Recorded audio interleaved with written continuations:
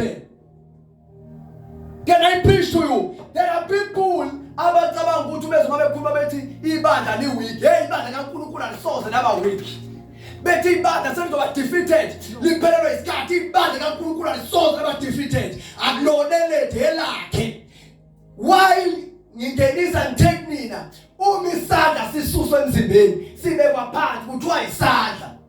Kodwa umzimba akushiyi ukuthi akona umzimba uma kusuka isandla. Usala umzimba. When you go out, ibandla lisala lini? Even if you go out with your money, ibandla lisala liyibandla. Because ibandla alimiswa ungaba komzimba uyilungeni lodwa. Abantu basebekhulumela ukuthi liyantenga lifuna ukukhulekelwa ibandla la defendwa uJesu many years ago wali defender akekho omunye umuntu okwazi ukudefenda ibandla. No one.